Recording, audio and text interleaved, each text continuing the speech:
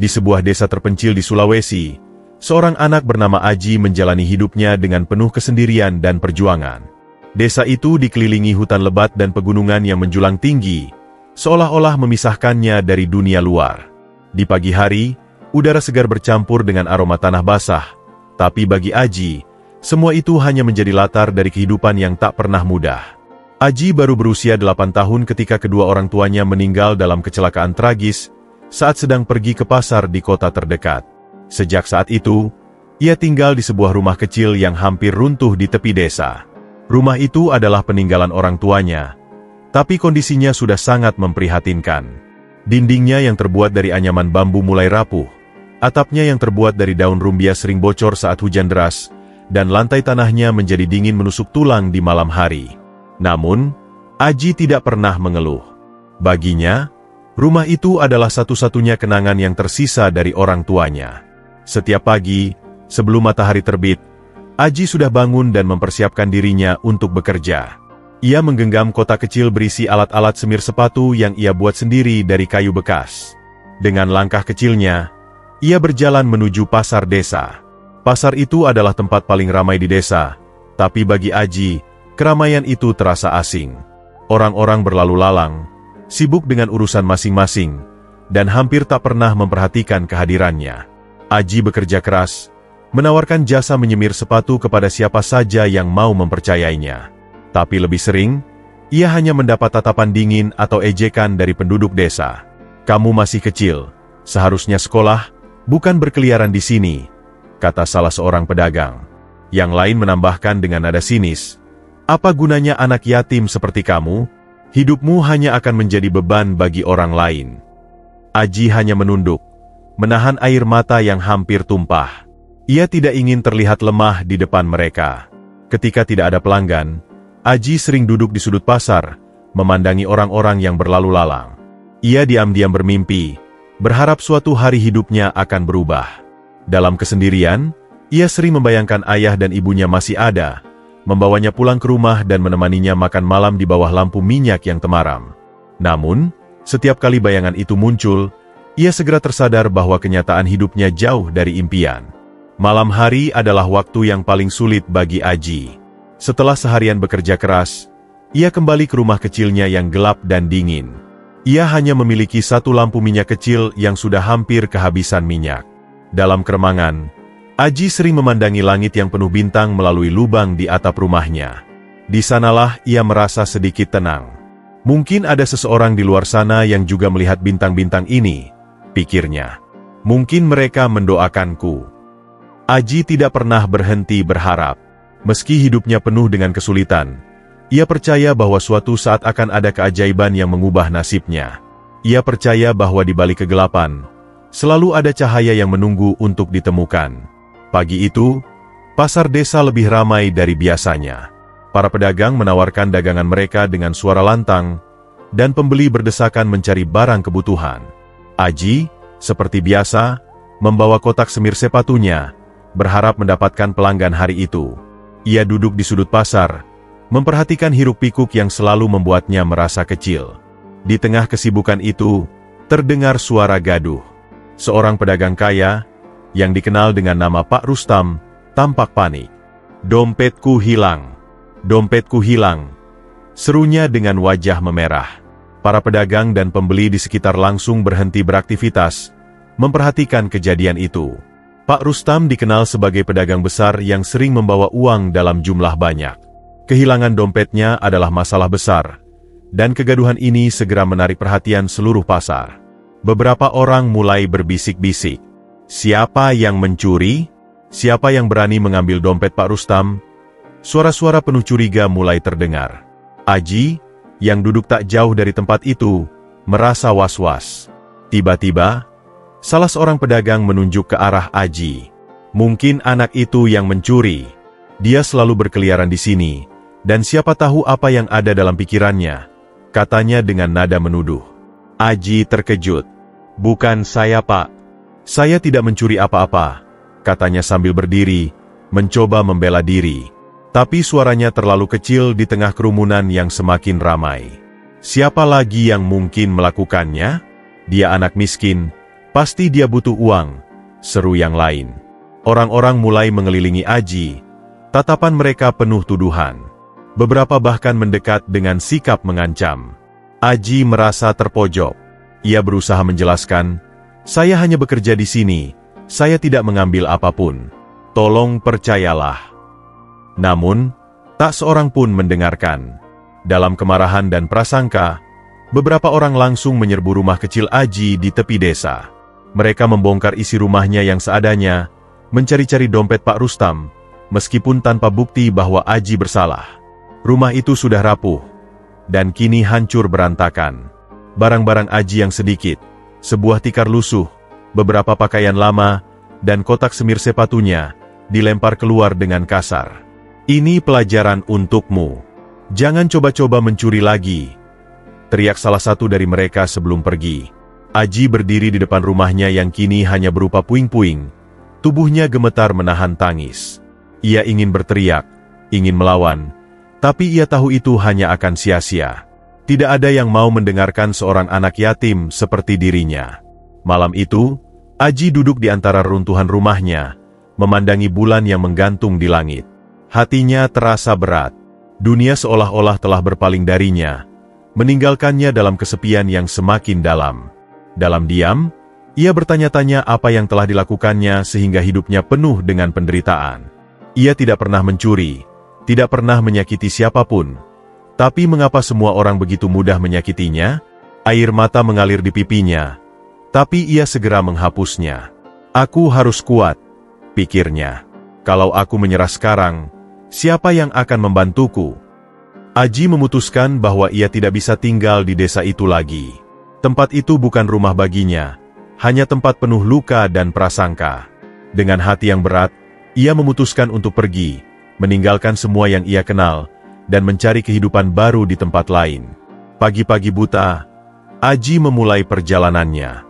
Ia tidak tahu kemana kakinya akan membawanya, tapi ia yakin satu hal.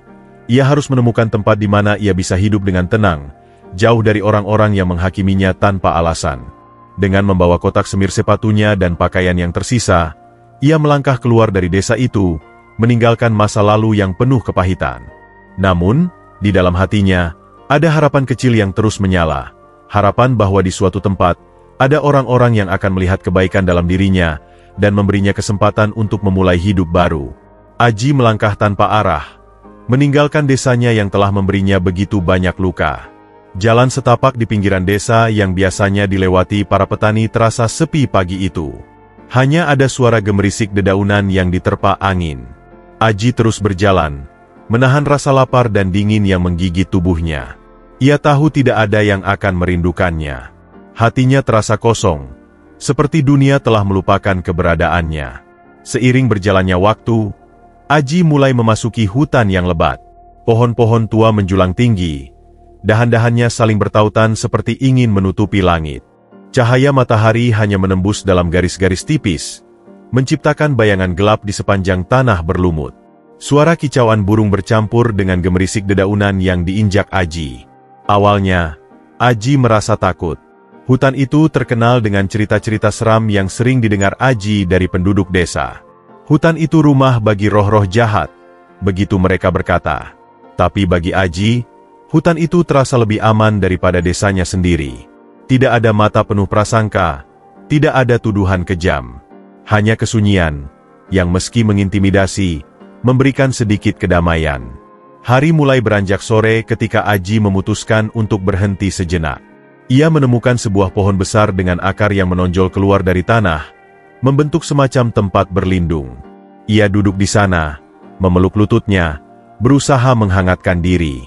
Perutnya keroncongan, dan kepalanya terasa ringan akibat kelelahan. Namun, di tengah keheningan itu, Aji mendengar sesuatu. Suara itu seperti desisan panjang yang menyelinap di antara gemerisik dedaunan. Aji segera waspada. "Apa itu?" gumamnya dalam hati. Ia menoleh ke segala arah, berusaha mencari sumber suara. Suara itu semakin mendekat, diiringi oleh gemeretak ranting yang patah. Dengan rasa takut bercampur penasaran, Aji mengikuti suara itu. Ia melangkah perlahan, melewati semak-semak dan pohon-pohon besar. Di depan sana, Ia melihat sesuatu yang tak biasa, sebuah jaring besar yang terbuat dari tali kasar tergantung di antara dua pohon. Di dalam jaring itu, seekor ular raksasa terperangkap. Aji tertegun. Ular itu berwarna hitam mengkilap dengan pola keemasan di sisiknya. Matanya yang besar menatap Aji dengan tajam, seolah-olah meminta tolong. Tubuhnya melilit-lilit, mencoba membebaskan diri, tapi semakin ia bergerak, semakin erat jaring itu menjeratnya. Aji merasa takut, tapi ia juga tidak tega melihat ular itu kesakitan. Bagaimana ini? Kalau aku mendekat, mungkin aku akan dimangsa. Tapi kalau aku pergi, dia akan mati, pikirnya. Aji berdiri di tempatnya, bergumul dengan rasa takut dan iba di dalam hatinya. Akhirnya, ia memutuskan untuk bertindak. Dengan hati-hati, ia mencari sesuatu yang tajam. Di dekatnya, ia menemukan sepotong bambu yang pecah, ujungnya runcing. Aji menggenggam bambu itu dengan tangan yang gemetar, lalu mendekati ular itu perlahan.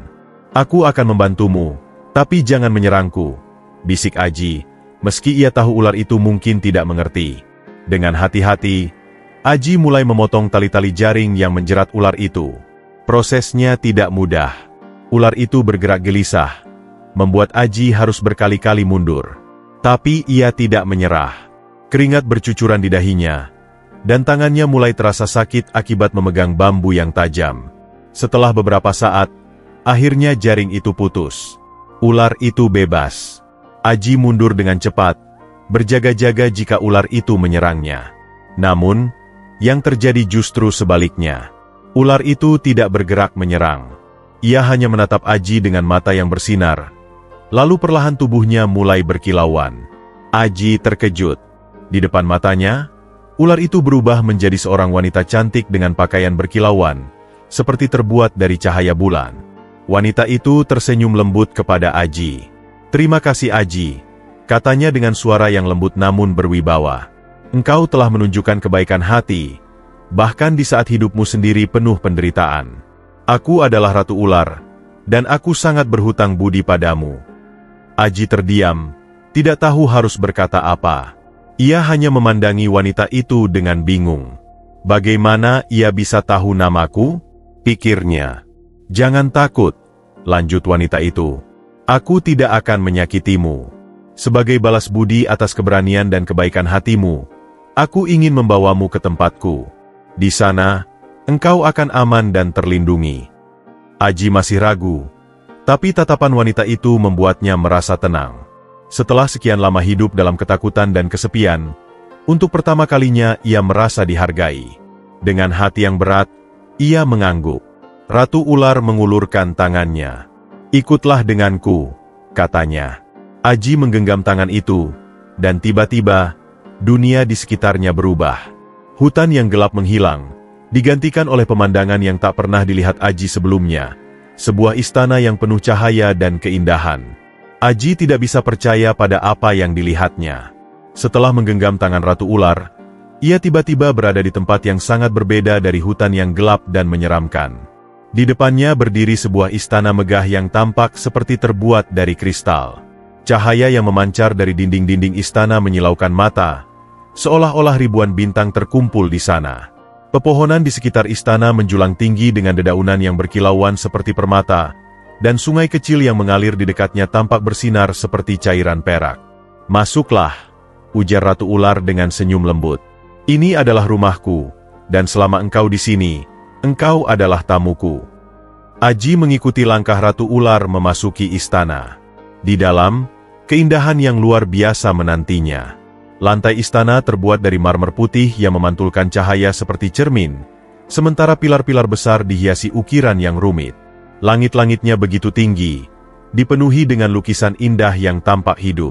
Suara air mengalir terdengar lembut, menciptakan suasana yang menenangkan. Aji merasa canggung berjalan di tempat semegah itu. Pakaian lusuhnya terasa tidak pantas berada di antara kemegahan ini. Namun, Ratu Ular tampak tidak memedulikannya. Ia mempersilakan Aji duduk di sebuah meja panjang yang dipenuhi makanan. "Silakan makan," katanya. "Kau pasti lelah dan lapar." Aji memandang meja itu dengan takjub. Ada berbagai macam makanan yang belum pernah ia lihat sebelumnya. buah-buahan berwarna cerah, roti yang harum, dan sup yang mengepul hangat. Namun, ia ragu-ragu. "Apakah semua ini benar-benar untukku?" tanyanya dengan suara pelan. "Tentu saja," jawab Ratu Ular. "Engkau adalah tamuku. Jangan ragu, Aji." Dengan hati-hati, Aji mengambil sepotong roti dan mencicipinya. Rasanya begitu lezat, jauh berbeda dari makanan sederhana yang biasa ia makan. Setelah beberapa gigitan, rasa laparnya mengalahkan rasa malunya. Ia mulai makan dengan lahap, sementara Ratu Ular tersenyum melihatnya. Setelah selesai makan, Aji diberi pakaian baru yang lembut dan nyaman. Untuk pertama kalinya dalam hidupnya, ia merasakan kehangatan yang tidak hanya berasal dari pakaian, tetapi juga dari kebaikan seseorang yang peduli padanya. Ia tidur di sebuah kamar yang besar, dengan tempat tidur empuk yang membuatnya merasa seperti sedang berbaring di atas awan. Malam itu, Aji tidur nyenyak, sesuatu yang sudah lama tidak ia rasakan. Keesokan paginya, Ratu Ular memanggil Aji ke sebuah ruangan besar di istana. Ruangan itu dipenuhi dengan cahaya keemasan, dan di tengahnya terdapat sebuah tahta megah yang dihiasi permata. Ratu Ular berdiri di depan tahta, memegang sesuatu di tangannya. "Aji," katanya, "engkau telah menunjukkan kebaikan hati di saat hidupmu penuh penderitaan. Engkau tidak hanya membantuku, tetapi juga membuktikan bahwa masih ada kebaikan di tengah dunia yang kejam. Sebagai balas budi, aku ingin memberikan sesuatu untukmu." Ratu Ular membuka tangannya, memperlihatkan beberapa sisik emas yang bersinar terang. Sisik-sisik itu tampak seperti potongan matahari, berkilauan dengan indah. "Ini adalah hadiahku untukmu," katanya. "Sisik ini memiliki nilai yang sangat tinggi di dunia manusia. Gunakanlah dengan bijak untuk memulai hidup baru. Tapi ingat, kekayaan bukanlah segalanya. Yang lebih penting adalah bagaimana engkau menggunakannya untuk kebaikan." Aji memandang sisik-sisik emas itu dengan mata terbelalak. Ia hampir tidak percaya bahwa benda sekecil itu bisa memiliki nilai yang begitu besar. Namun, kata-kata Ratu Ular membuatnya merenung. Ia mengangguk perlahan. "Terima kasih, Ratu. Saya akan mengingat nasihat Anda dan menggunakan ini dengan bijaksana." Ratu Ular tersenyum puas. "Engkau adalah anak yang baik, Aji. Aku yakin hidupmu akan berubah menjadi lebih baik. Namun, ingatlah satu hal. Waktu di tempatku berbeda dengan waktu di duniamu. 1 hari di sini setara dengan 1 tahun di dunia manusia. Maka, ketika engkau kembali, dunia mungkin sudah berubah." Aji terkejut mendengar hal itu, tetapi ia menerima kenyataan itu dengan hati yang lapang. Setelah mengucapkan terima kasih yang mendalam, ia berpamitan kepada Ratu Ular. Dengan satu gerakan tangan, Ratu Ular menciptakan portal bercahaya yang membawa Aji keluar dari istana. Ketika Aji melangkah keluar, ia kembali berdiri di tepi hutan.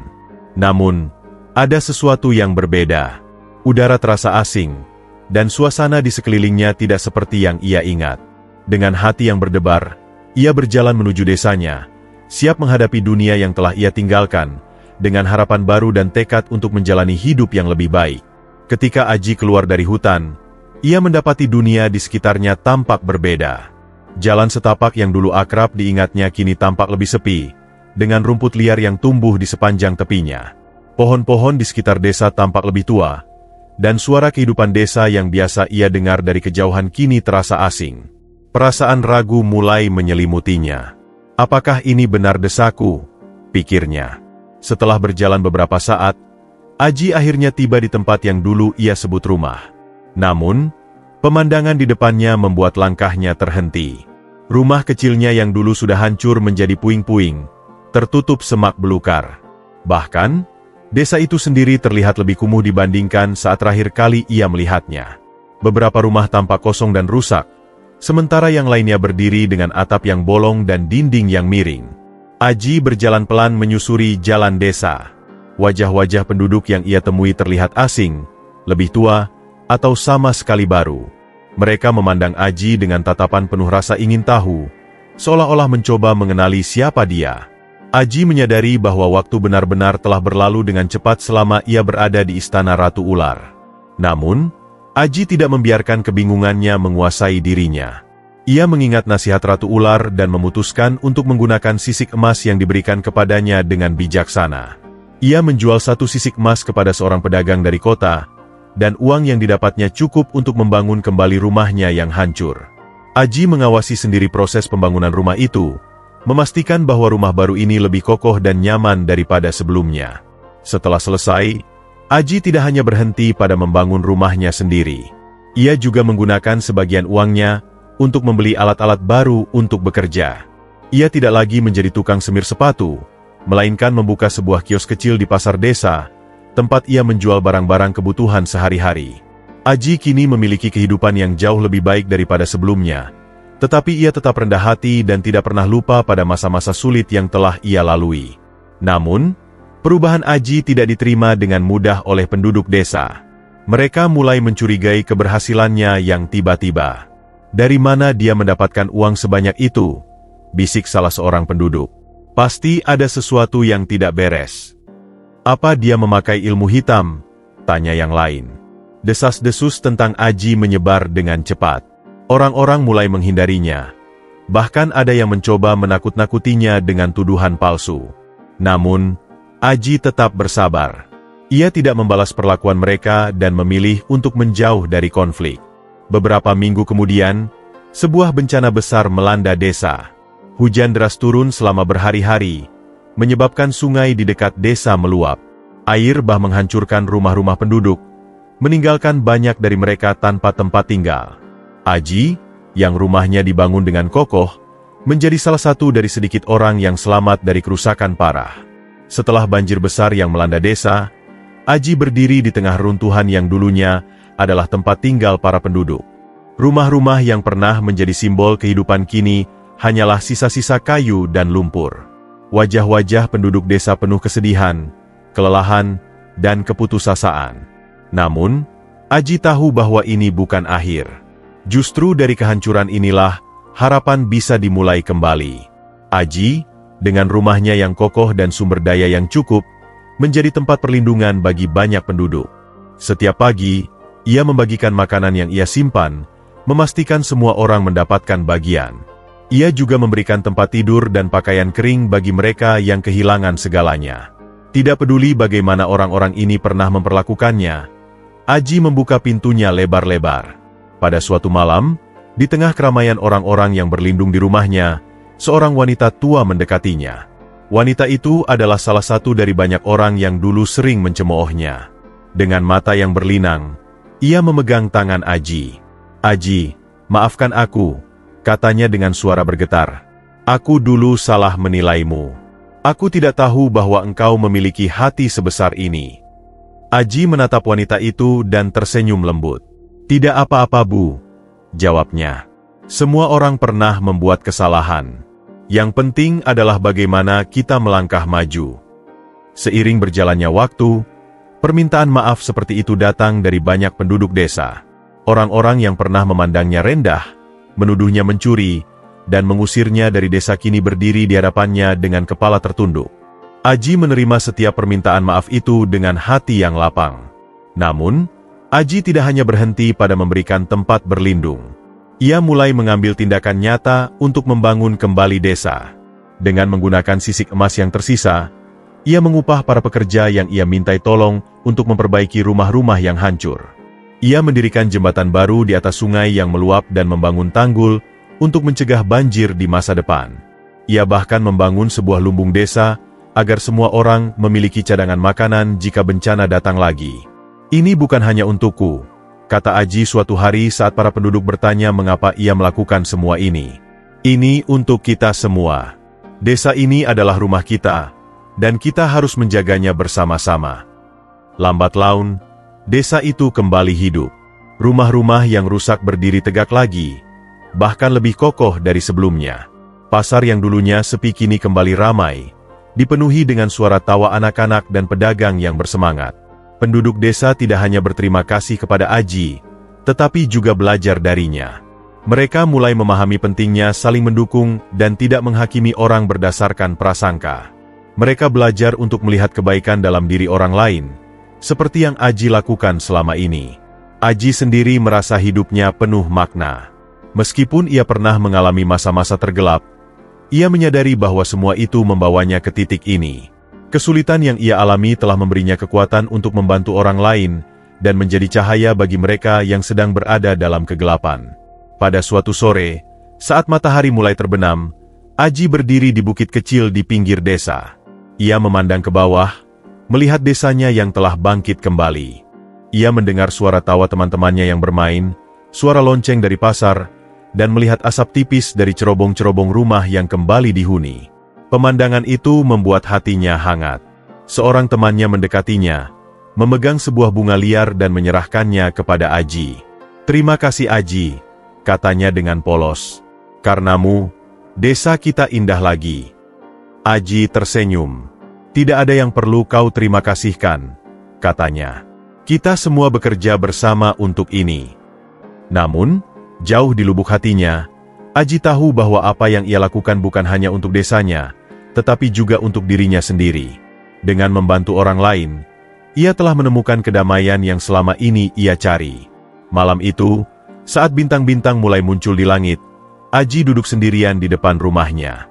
Ia menatap ke atas, mengingat kedua orang tuanya dan semua kesulitan yang telah ia lalui. Air mata mengalir di pipinya, bukan karena kesedihan, tetapi karena rasa syukur yang mendalam. Sejak saat itu, desa kecil yang dulu penuh prasangka berubah menjadi tempat yang penuh harapan dan persaudaraan. Dan Aji, yang dulu dianggap sebagai beban, kini dikenang sebagai pahlawan sejati.